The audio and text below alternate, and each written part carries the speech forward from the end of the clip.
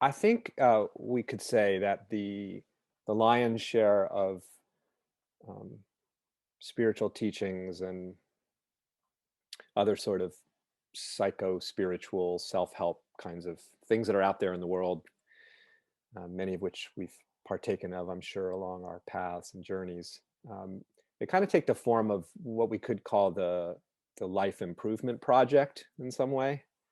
So we've got this thing, call it life, and we're trying to do something through the way we're engaging with it, um, the way we're exploring it, what we're reading about it, what we're practicing, and so on, to try to improve upon it in some way, to make it better, to um,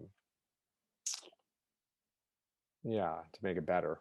And built into that is an assumption, obviously, that something about it isn't quite right. That something about it needs to be improved upon, needs to be repaired, needs to be fixed. And um, so that whole approach, which again I think it seems to define most of the spirituality that's out there in the marketplace, even if it's subtle. Um, the approach that I'm taking in my work is really quite distinct, in that it's not about improving life, but rather exploring what life actually is. So we're not really starting from the assumption that there's something to improve. It's more a spirit of curiosity about, well, here we are, and what is this? What is it? What is this that we find ourselves in the midst of, that we have all sorts of names and descriptions for, including, of course, the one we imagine ourselves to be that's in this, whatever this is, the world, experience, and so on. But let's just take a step back and investigate, explore, well, what is this? What is this thing we call life? And that, from my perspective, is the most astonishing exploration, and endlessly astonishing, endlessly um,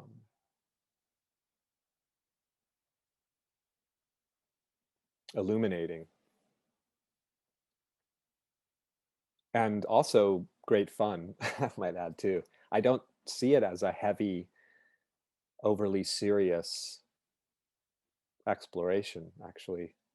I kind of find myself and encourage others to come to it more in the spirit of a childlike curiosity and wonder about this. And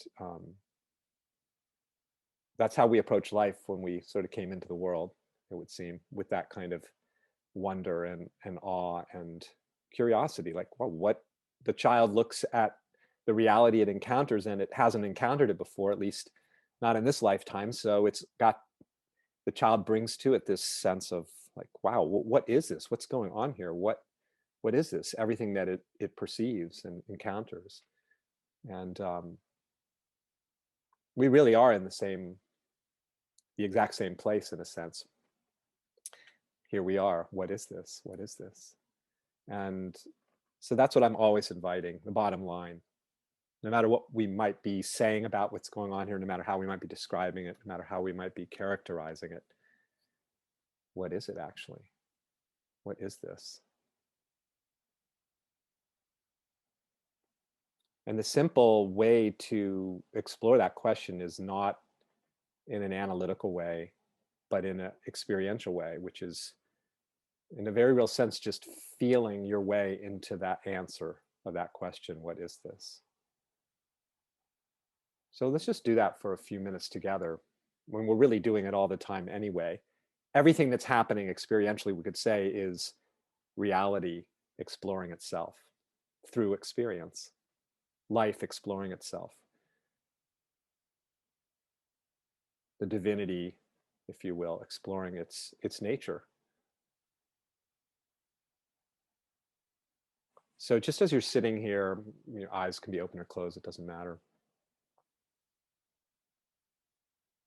Just feel the simple presence of life itself,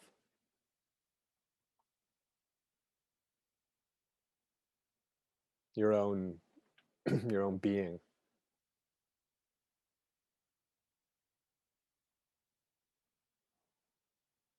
And really the beingness of everything, the existence of anything. Feel that as the presence of it. The presence of thought is the beingness of it, the existence of it. The presence of what we might describe as feelings and sensations is the existence of it, the aliveness of it, the beingness of it.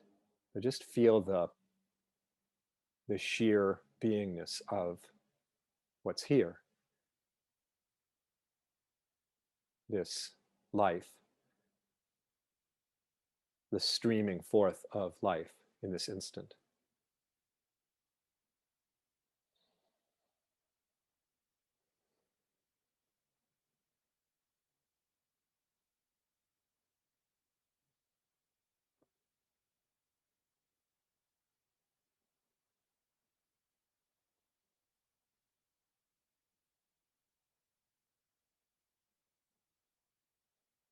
As I was saying at the outset, we often operate from this assumption, or this, maybe it's even a hypothesis or a belief, that there's something not quite right and it needs to be corrected. And then we go about trying to arrange our experience and our circumstance to be and to look a certain way that we imagine would be better somehow, or we've been taught, instructed would be better. But for now, I just invite a different perspective, which is that there's absolutely nothing that has to be corrected, nothing that has to be fixed.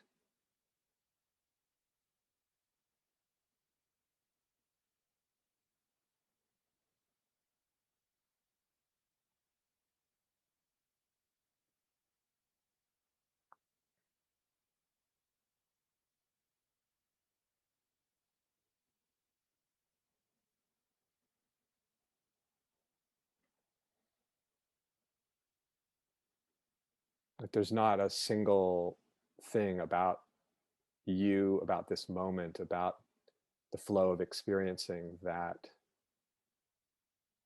needs to be other than it is. In fact, there's not a single thing that can be other than it is. This is an extraordinary thing to let sink in, that this appearance is here absolutely immediately. It's just here, and in its appearance is exactly what it is, and it cannot be other than it is.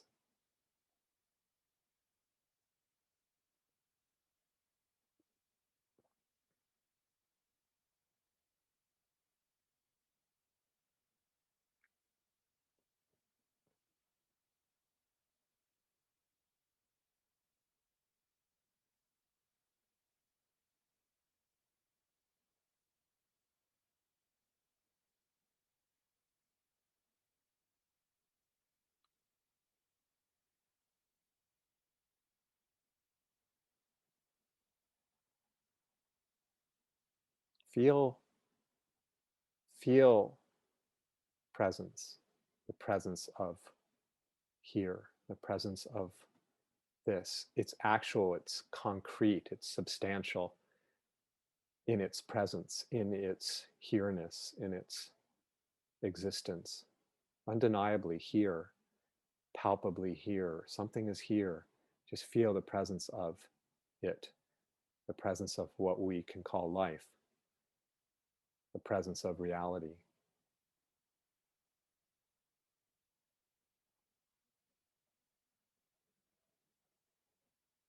It can and does take countless and ceaseless different forms, doesn't it?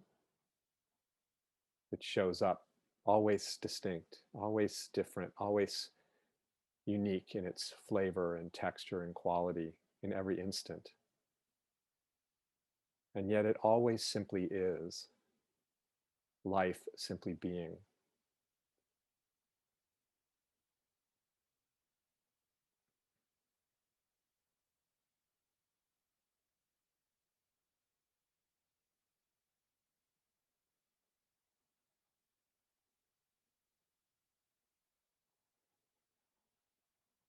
Just feeling the presence of this existence, Noticing that there's nothing obstructing it, there's nothing in the way of anything else. There's no walls, there's no doors, there's no edges.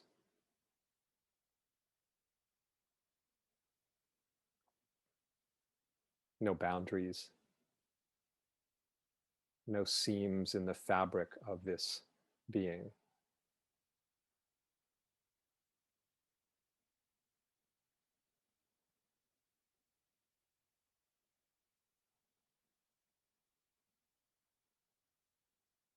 Whatever we may imagine ourselves to be, notice how there's no line separating what we might think of as ourselves and the whole of this field of being, this boundless field of being. There's no gap anywhere.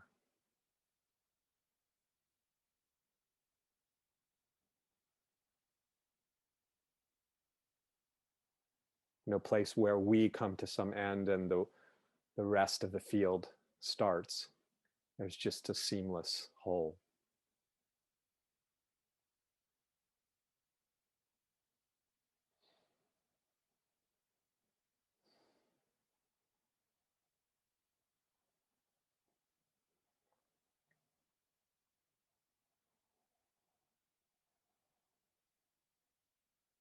What is this? What is this beingness? What is this? What is it made of? What is life made of? Here it is, palpably present, the sense of aliveness. What is that sense? What is it made of? Feel that. Feel the boundless, infinite nature of it. How bottomless it is, how ungraspable it is, how it has no limit, no point where we arrive at some conclusion of what it is. It's just an endless opening into more and more and more.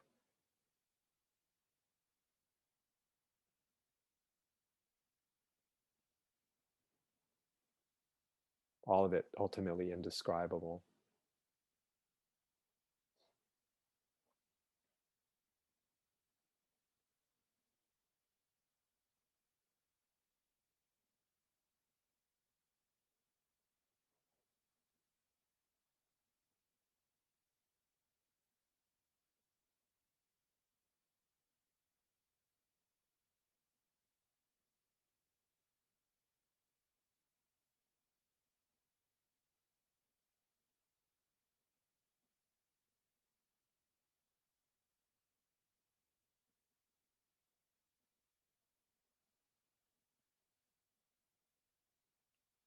It's completely full of itself, full of life.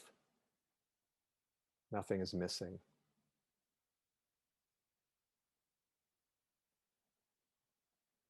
It's pure radiance, pure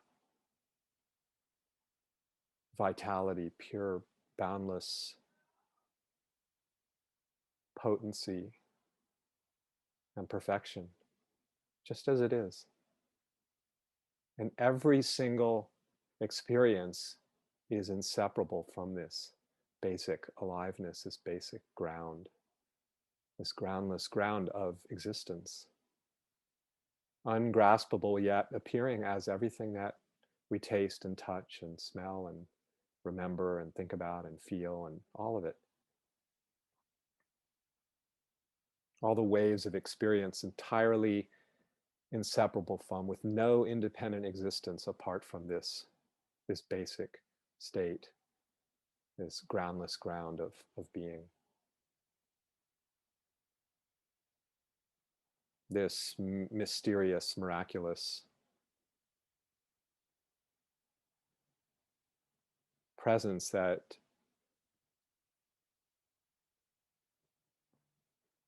gives rise to everything, gives rise to this moment, this perception.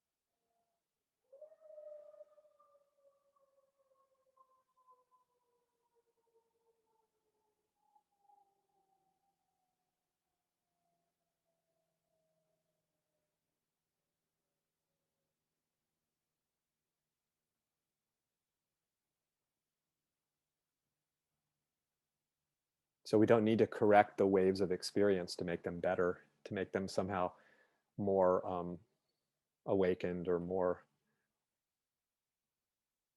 whatever we imagine we need to make them more of. We don't have to do that, because the waves are none other than the sea, the vast sea of being, the vast sea of existence itself, of being itself, of the presence, this radiating, ceaselessly radiating.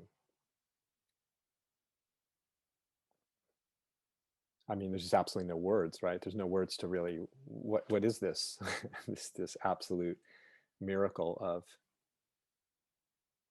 of this, the miracle of this.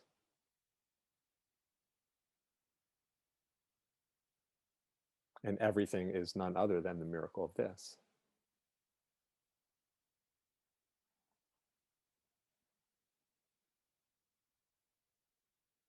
So the perspective of something is out of place that needs repair about us or about the world is a fine perspective, and we can operate from within that perspective, and it's true from within that perspective, and there's no problem with it.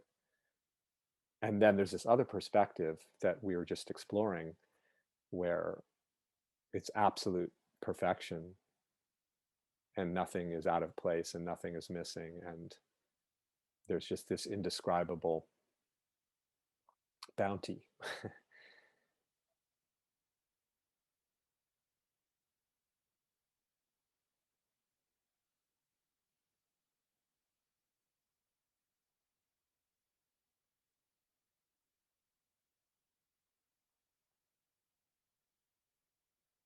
So when we feel the way in which what's present here is beyond definition,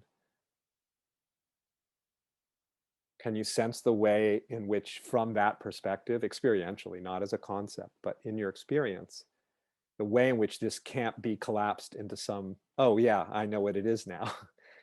The way in which this absolutely is not collapsible, doesn't collapse into a definition. We're, from that perspective, we're completely freed of all definitions and descriptions.